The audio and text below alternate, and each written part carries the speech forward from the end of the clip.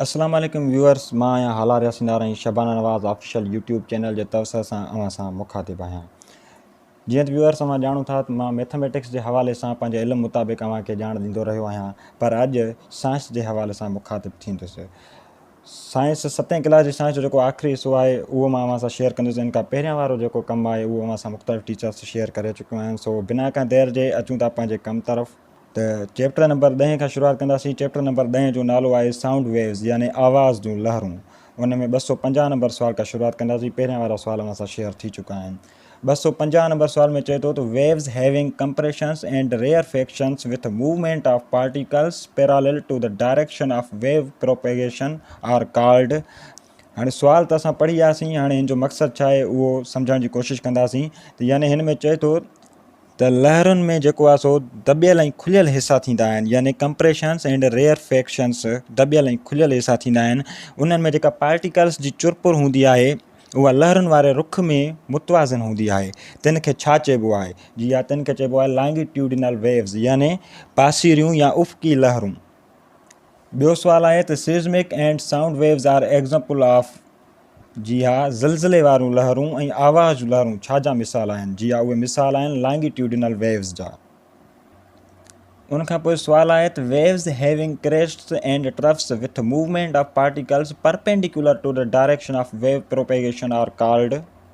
यानी लहरुनि में जेको आहे सो ट्रफ्स ऐं क्रेस्ट्स थींदा आहिनि। क्रेस्ट्स मतिलबु उभरियल हिसा ऐं ट्रफ्स मतिलबु हेठि जेके झुकियल हिसा आहिनि। सो उन्हनि में जेको आहे सो मादे जा ज़रड़ा यानी पार्टिकल्स जेके अॻिते पोइते मूवमेंट कंदा आहिनि, जेका मूवमेंट हूंदी आहे उहा डायरेक्शन हुनजो जेको हूंदो आहे उहो प्रोपेगेशन जे तरफ़ हूंदो आहे। त उन क़िस्म जे लहरनि खे छा चइबो आहे? जी हा, उन क़िस्म जे लहरनि खे चइबो आहे ट्रांसवर्स वेव्स यानी उभियूं या उमूदी लहरूं। उनखां पोइ आहे त radio and light waves are example of. यानी रेडियो मतिलबु इन में बि आवाज़ जूं लहरूं ईंदियूं आहिनि। आवाज़ जूं लहरूं ऐं रोशनी जूं लहरूं आहिनि, उहे मिसाल आहिनि ट्रांसवर्स वेव्स। सवाल आहे त in transverse waves the distance between crests and trough is called wavelength. Troughs ऐं क्रेस्ट जे विच वारो जेको मुफ़ासिलो हूंदो आहे, जे बोर्ड हुजे हा त मां हिते तव्हांखे डायग्राम ठाहे ॾेखारियां, पर बोर्ड जी सहूलियत मौजूदु न आहे। जी हा, जेको ट्रफ्स ऐं क्रेस्ट जे विच में मुफ़ासिलो हूंदो आहे उन खे छा चइबो आहे? उन खे चइबो आहे वेव लेंथ मतिलबु लहरी ड्रैग। इन खां पोइ 255 नंबर सुवाल आहे distance between the rest position of moving particles to the top of crest and bottom of the trough is termed as. मतिलबु जॾहिं का लहर हलणु शुरू करे थी त उनजा जेके ज़रड़ा जेके साकिन नुक़्ते खां मतिलबु जेको स्टेशनरी हालत में हूंदा आहिनि, उनजे उभरियल हिसे ते चोटी ताईं या ट्रफ यानी हेठि झुकियल हिसे तरे ताईं मुफ़ासिले खे छा चइबो आहे? मुफ़ासिले खे चइबो आहे एम्पलीट्यूड। ऐं एम्पलीट्यूड खे असां मीटर में मापींदा आहियूं या डेसिबल्स में मापींदा आहियूं। ऐं एम्पलीट्यूड जेको हूंदो आहे उहो आवाज़ जी दॿा या शिदत खे ज़ाहिर कंदो आहे। उनखां पोइ आहे the number of vibrations produce by vibrating body in a second is called. यानी कंहिं बि जिस्म में पैदा थींदड़ लर्ज़िश जे तइदाद खे छा चइबो आहे? जी हा, उनखे चइबो आहे फ्रीक्वेंसी। एके वक़्त में पैदा थींदड़ कंहिं बि जिस्म में लर्ज़िश जे तइदाद खे फ्रीक्वेंसी चइबो आहे। फ्रीक्वेंसी खे असां हर्ट्ज़ में जेको आहे सो डिनोट कंदा आहियूं। हर्ट्ज़ में असां उनखे मापींदा आहियूं। जी हा, साॻियो ई सुवाल आहे त फ्रीक्वेंसी इज़ मेयर्ड इन हर्ट्ज़, जंहिंखे असां HZ सां ज़ाहिर कंदा आहियूं। उनखां पोइ आहे the distance a sound waves covers in a unit of time is called. यानी जेको मुफ़ासिलो का हिकिड़ी आवाज़ जी लहर हिकु यूनिट वक़्त में तय करे त उनखे छा चइबो आहे? जी हा, उनखे चइबो आहे स्पीड। उनखां पोइ आहे त स्पीड इज़ मेयर्ड इन। स्पीड खे छा सां मापबो आहे? Metre per second. उनखां पोइ वारो सुवाल आहे त what is speed of sound in air. मतिलबु आवाज़ जी रफ़्तार हवा में केतिरी आहे? जी आहे, उहा आहे 343 मीटर पर सेकंड। ऐं what is speed of sound in diamond. जेको आहे सो हीरे में आवाज़ जी रफ़्तार केतिरी आहे? उहा आहे 12,000 मीटर पर सेकंड। अहिड़ी तरह पाणी में जेका आवाज़ जी रफ़्तार हूंदी आहे उहा हूंदी आहे 1433 मीटर पर सेकंड। 262 नंबर सुवाल आहे the highness and lowness of the sound is called. यानी आवाज़ जे बुलंद हुअण ऐं आहिस्ते हुअण खे छा चइबो आहे? जी हा, उनखे चइबो आहे पिच। सुवाल नंबर 263 आहे high frequency of sound waves result इन टू। मतिलबु आवाज़ जे लहरनि जी जेका आहे सा हाई फ्रीक्वेंसी जेका असांखे कहिड़ो नतीजो ॾींदी? उहा हाई पिच्ड ॾींदी, मतिलबु हुनजी पिच वॾी हूंदी। वरी ॿियो अहिड़े हवाले सां जो उबतड़ सुवाल आहे low frequency of sound waves result इन टू। मतिलबु आवाज़ जे लहरुनि जी जेका लो फ्रीक्वेंसी हूंदी उहा छा नतीजो ॾींदी, उहा लो पिच्ड हूंदी। इन खां पोइ सुवालु आहे the degree of the sensation of sound produce in human ear is called loudness. सुवाल number 266 loudness depends upon dash of the sound waves. कहिड़ियुनि क़िस्म जे लहरुनि ते जेको आहे सो लाउडनेस डिपेंड कंदी आहे, जी उहा amplitude of the sound waves ते डिपेंड कंदी आहे लाउडनेस। 267 नंबर सुवाल आहे what is audible frequency range of human ear. मतिलबु इंसान जे ॿुधण जहिड़ी फ्रीक्वेंसी जी हद केतिरी आहे, जी उहा आहे 20 हर्ट्ज़ खां वठी 20 किलो हर्ट्ज़ ताईं, या 20 खां 20,000 हर्ट्ज़ ताईं इंसान जे ॿुधण वारी फ्रीक्वेंसी जी हद आहे। ऐं जेका हाथी जी हूंदी आहे उहा 16 खां 20 किलो हर्ट्ज़ ताईं हूंदी आहे। अहिड़ी तरह जेका ब्लू व्हेल हूंदी आहे उन जी 10 हर्ट्ज़ खां 31 किलो हर्ट्ज़ ताईं हूंदी आहे। इहो चैप्टर नंबर 10 हुयो साउंड वेव्स, उन वारे जेके मेन पॉइंट्स हुयूं असां तव्हांखे ॿुधायूं। हाणे चैप्टर नंबर 11 आहे unit 11 circuit and electric currents, मतिलबु बिजली जा सर्किट ऐं बिजली जो करंट। सो सुवाल नंबर 268 आहे the rate of flow of charge at certain point is called current. मतिलबु कंहिं बि बिजली सर्किट जे कंहिं बि हंधि ताईं जेका बिजली जी वहक हूंदी आहे, चार्ज जी वहक, उनखे असां करंट चवंदा आहियूं। सुवाल नंबर 2 आहे 269 इलेक्ट्रिक करंट इज़ मेयर्ड इन एम्पेयर। इलेक्ट्रिक करंट खे असां एम्पेयर सां मापींदा आहियूं। सुवाल number 270 how many types of electric current are there. मतिलबु हिन किताब जे हवाले सां जेके आहिनि से इलेक्ट्रिक करंट जा केतिरा क़िस्म बयानु कया विया आहिनि, जी उहे 2 क़िस्म बयानु कया विया आहिनि। ऐं नेम ऑफ द 2 इलेक्ट्रिक करंट्स, उन ॿिन्ही क़िस्मनि जा नाला कहिड़ा आहिनि, हिकिड़ो आहे सीरीज़ सर्किट ऐं ॿियो आहे पैरेलल सर्किट। हाणे सुवाल नंबर 272 में चए थो if all the components are connected one after another in a single loop it is called series circuit. हाणे अंग्रेज़ी पढ़ियासीं, हाणे सम्झूं त इहो चए छा थो। मतिलबु चए थो जेकॾहिं कंहिं बि सर्किट में उन जा सभई हिसा हिक ॿिए जे पुठियां ॻंढिया वेंदा आहिनि त उहो सीरीज़ सर्किट ठही पवंदो आहे। ऐं सीरीज़ सर्किट में करंट हमेशह हिक ई रस्ते तां गुज़र कंदो रहंदो आहे। ऐं सीरीज़ सर्किट में जेको करंट हूंदो आहे उहो सभिनी हिसनि मां साॻी मिक़दार बराबरि मिक़दार में गुज़रंदो आहे। इन खां पोइ आहे if the components are connected in 2 or more than 2 loops then it is called. मतिलबु जेकॾहिं सर्किट जे मुख़्तलिफ़ हिसनि खे 2 या 2 खां वधीक दाइरनि लूप्स मतिलबु दाइरनि में मिलाइबो त उहो कहिड़ो सर्किट ठही पवंदो, जी उहो सर्किट ठहंदो पैरेलल सर्किट यानी पूर्व विछोट सर्किट। ऐं हिन पैरेलल सर्किट में जेको हूंदो आहे करंट जे गुज़रण लाइ हिक खां वधीक रस्ता मौजूदु हूंदा आहिनि। ऐं पैरेलल सर्किट जेको हूंदो आहे उहो मुख़्तलिफ़ जेको आहे सो हिसनि मां गुज़रंदड़ जेको करंट हूंदो आहे उहो साॻियो बि थी थो सघे या उन खां मुख़्तलिफ़ बि थी थो सघे, पर सीरीज़ सर्किट में उहो हमेशह हिकु जेतिरो ई हूंदो आहे।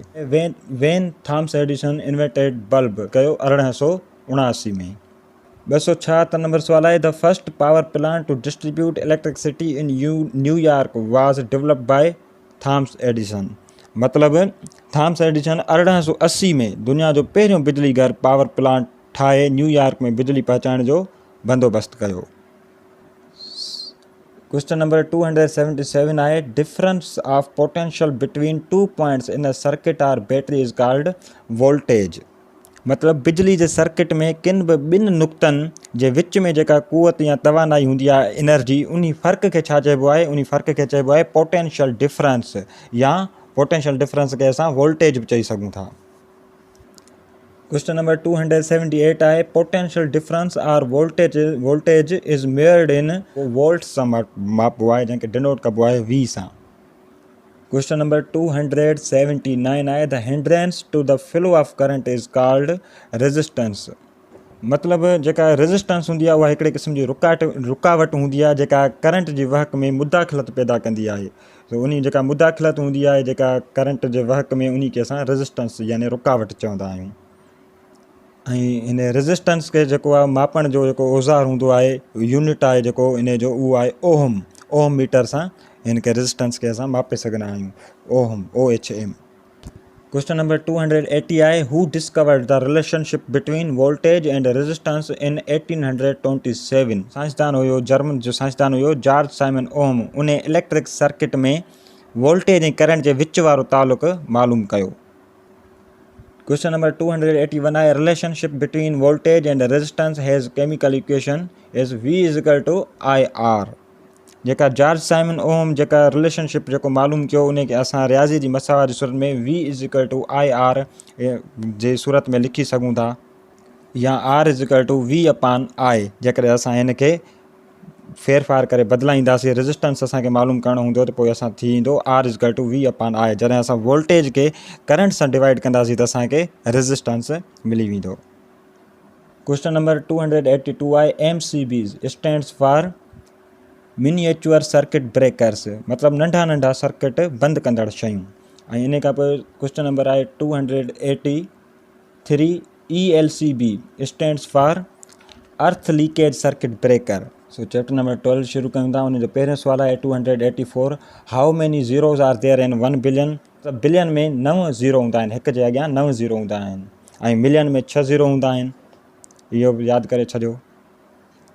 क्वेश्चन नंबर 285 आहे stars are made up of, मतिलबु तारा ठहियलु हूंदा आहिनि छाजा, हाइड्रोजन एंड हीलियम।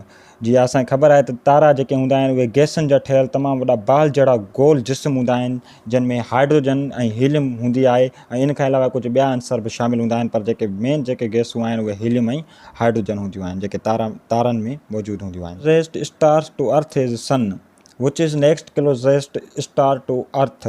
मतिलबु जेको सिज आहे उहो ज़मीन खे सभ खां वेझो तारो आहे। सिज खां पोइ जेको ॿियो नंबर वेझो तारो आहे ज़मीन खे, उहो कहिड़ो आहे? जी हा, उहो आहे अल्फा सेंचुरी। जी हा, इहो हिकु तारो आहे। क्वेश्चन नंबर 287 आहे which stars are the coolest star. जी हा, जेके रेड स्टार्स असांजा हूंदा आहिनि उहे कूलेस्ट स्टार हूंदा आहिनि, उन्हनि जो गर्मी पद तक़रीबन 3000 सेल्सियस डिग्री सेंटीग्रेड हूंदो आहे। क्वेश्चन नंबर 288 आहे which stars are the hottest stars. Blue stars हूंदा आहिनि, नीरा तारा, जेके तमामु घणा गरम हूंदा आहिनि, जिन जो गर्मी जो दर्जो 25000 डिग्री सेंटीग्रेड हूंदो आहे। क्वेश्चन नंबर 289 आहे Betelgeuse, Arcturus, Polaris and Vega are the example of. इहे कुझु नाला आहिनि ऐं पुछे थो त इहे छा आहिनि। जी हा, इहे तारनि जा क़िस्म आहिनि, इहे तारनि जा नाला आहिनि। जेको बीटल गेज़ हूंदो आहे उहो ॻाढ़ो तारो हूंदो आहे, ऐं आर्कट्यूरस नारंगी कलर जो हूंदो आहे, ऐं पोलारिस फिको येलो कलर जो तारो हूंदो आहे, ऐं जेको वेगा हूंदो आहे उहो सफ़ेद तारो हूंदो आहे, अछो तारो।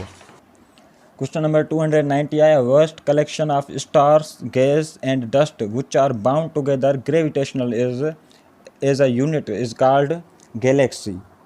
मतिलबु जेका गैलेक्सी हूंदी आहे उन में गैस, ॿियनि शयुनि जा नंढा बारीक ज़रड़ा, डस्ट वग़ैरह ऐं ॿियूं केतिरियूं ई शयूं मौजूदु हूंदियूं आहिनि। इहे सभई शयूं जेके आहिनि पाण में ग्रेविटेशनल फोर्स यानी बाहिमी ज़ोर जे आधार ते हिक ॿिए सां जुड़ियल हूंदियूं आहिनि, ऐं इहे सभई जॾहिं इन्हनि खे ग्रेविटेशनल फोर्स जे आधार ते हिक ॿिए सां ॿधल हूंदियूं आहिनि, इन्हनि शयुनि जो हिकिड़ो यूनिट ठही पवंदो आहे। क्वेश्चन नंबर 291 आहे our solar system is a part of Milky Way galaxy. मतिलबु असांजो जेको शमसी निज़ाम आहे उहो हिकिड़ी गैलेक्सी जो हिसो आहे, जंहिंजो नालो आहे मिल्की वे गैलेक्सी।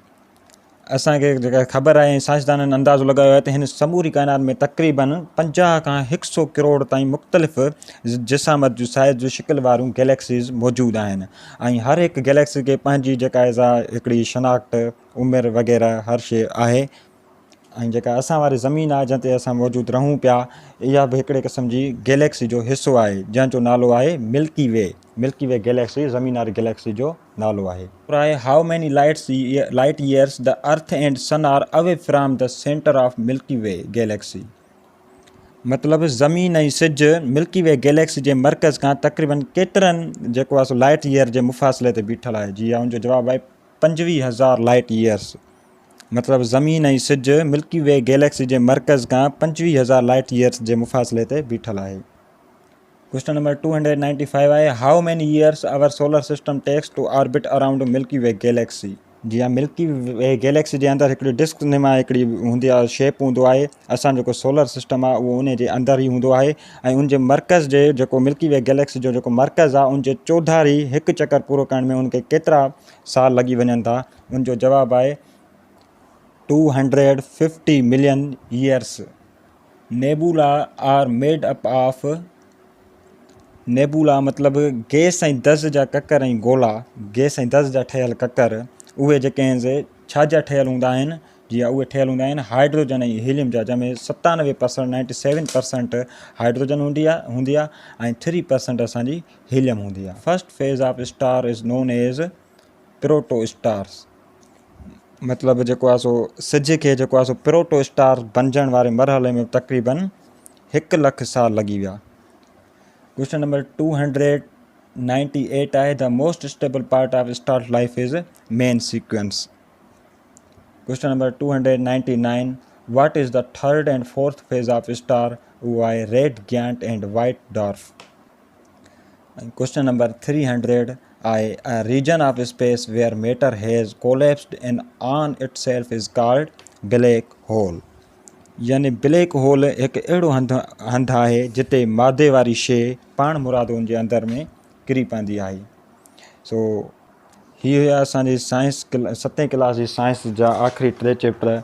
पहिरियां वारा तव्हां सां मैडम सिंधु इम्तियाज़ ऐं ॿियूं टीचर्स शेयर करे चुकियूं, ऐं बाक़ी रहियल जेका 7वीं क्लास जी साइंस उहा असां अॼु पूरी कईसीं। 50 सुवालनि ते मुश्तमिल हुयो हीउ लेक्चर, ऐं उमेद था कयूं तव्हांखे हीअ वीडियो पसंदि आई हूंदी, ऐं अनक़रीब असां मैथमेटिक्स जा लेक्चर बि जेके आहिनि शेयर कंदासीं। जेकॾहिं अव्हांखे असांजी हीअ वीडियो पसंदि आई आहे त लाइक ऐं शेयर ज़रूरु कंदा। जेकॾहिं अव्हां शबाना नवाज़ ऑफिशियल यूट्यूब चैनल ते नवां आहियो त हिन चैनल खे सब्सक्राइब करे आइंदे लाइ हमेशह लाइ असां सां जुड़िजी वञो ऐं नई वीडियोज़ जी मालूमात बि हासिलु कंदा रहो। अल्लाह निगहबान, पंहिंजो ख़्यालु रखंदा।